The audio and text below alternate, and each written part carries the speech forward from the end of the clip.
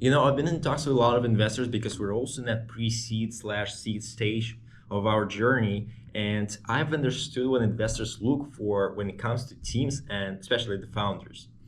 So first of all, it's important to understand that early stages of the startup are for you to figure out the right product market fit, to figure out the industry, to figure out whether your product is actually the right for your customers and vice versa. So those are kind of like pre-seed slash seed stage and sometimes even series A. And now investors that understand that those stages are for you to discover that are actually knowledgeable, because I've been meeting also a lot of like new generation of investors, like the younger ones, especially the interns. They don't know their shit at all, but they believe that at the pre-seed stage you have to have already paid customers, a market-ready product, and already have some kind of traction, already have a formed team, etc. So if you have the investors that understand that first you actually need to have these steps prior, and that pre-seed stage is basically an idea in a napkin, right? Well, no one really invests into ideas, and especially right now in this economy and where you're pre-seed, of course, you are required to have at least some kind of proof of concept, some kind of talks with customers, maybe some team already made, and maybe even some prototype of the product. So some of that you have to get done, because if you have your startup and you got nothing but you and your buddy and some idea, and then you have another startup who has a product, who has already some first pilots or even paying customers, and they already know what they're doing, and even the pre-seed or seed stage, they will always choose that company over yours. Okay, that's you need to understand. But even when you're in talks with the knowledgeable investors that understand that, and you understand it, they still might reject you because they believe you have a poor, what's called founder market fit. That term I actually found out quite recently. So we're going to talk about that. And I'm going to talk about in terms of our startup as an example, because I've recently been rejected by a large investor because we don't have that so-called founder market fit, and I'm going to talk about why. So for context, we're building an AI for exposing fake news and verifying information across the internet and social media. There are other many companies like this that failed before, and they had on their team journalists and media experts with decades of experience, and now there are a bunch of other startups, because, well, AI, that's going at it again, starting with AI and putting this AI together. So they have a bunch of AI engineers, data scientists, and of course, journalists with decades of experience. So, and then there's me. I don't have decades of media experience, but those teams they have a bunch of cool engineers on their team. So they have what's called founder market fit, right? Because they have knowledge of the industry, they have the skills to build the software, they have skills to sort of attack the problem at its core, even though that is not the clear indicator of that they're going to solve it. But still, well, I don't have that media experience, like I said, but I do have advisors with decades of media experience on my team that help me with that, and they tell me a lot of different things about the industry, and something that I couldn't possibly even find out on the internet or in any other way of researching. When it comes to my co-founder, he's my friend and he's a terrific coder. He's a self-taught coder, but he doesn't have a logo of Google on his resume, which would indicate that he is it would be a mark of quality on his end, because he doesn't have that direct traction. He doesn't have in their eyes, in the eyes of investors, he doesn't have that founder market fit. You have to have two things to address that problem. First one is the vision, which stems from the personal story of why you're doing this. So you have to have like, okay, I'm doing this because, I don't know, because something happened to you, because you experienced the problem, and then you start doing this.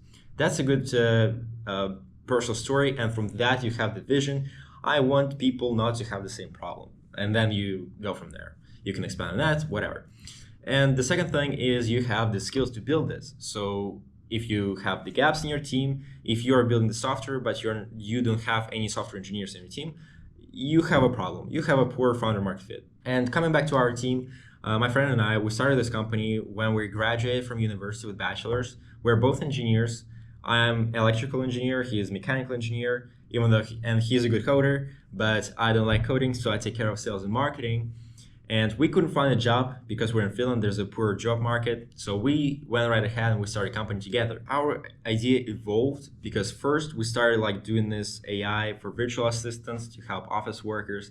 Then it evolved into helping students, because we were also students, to find reliable information for their research papers, which later involved that, okay, we have that reliable thing, right? The algorithm. Then we can actually take a step further and solve a bigger world challenge, which is the fake news. Okay, well, how can I address that? Well, in my case, right, I have a vision. Why am I actually involved with this? Why am I actually doing this?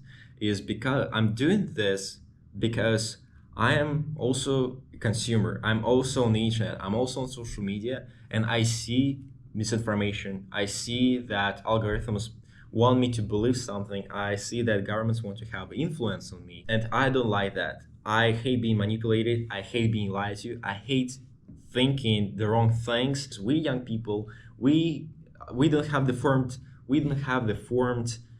views. We don't have the formed opinion. And that's why we get all that from the role models, from the social media, from internet, and we feed all that, and we start thinking things what other people think, which sometimes might not be good. I don't want to be influenced like that. I want to think for myself. I want other people to have the ability to fact check the information, the ability to think for themselves, and that way the society will prosper. People will become less polarized. People will have the right information to make the right decision. There will be no fake news. Internet will become safer. That's my dream. There's gonna be true democracy in information. That's what I want. That's why I'm doing this. That's my vision, and I personally invested into doing this, and I want to get it done no matter what. That's why I don't need to get a job as a journalist and spend the next 10 years of my life getting the knowledge of the industry. Instead, I can talk to media companies who are my customers, then I can talk to advisors, mentors. I can talk to people who are actually smarter than me and learn exactly directly from them. So that's how I address my experience gap. I mean, look at the Uber. Like the Uber founders, why they founded Uber? Because they were in Paris, they couldn't find the taxi, and they thought that it would be really cool if you could tap a button on your phone and the taxi would be right there. So that's why they started that company. Not because each of them worked 20 years as a taxi driver, right? Why Facebook started? Because Mark Zuckerberg, who was a little bit socially awkward, he wanted to make friends easily online on his campus, right? Not because he's a social behavior researcher or because he's a therapist. Do you need to understand the pain yourself to solve it?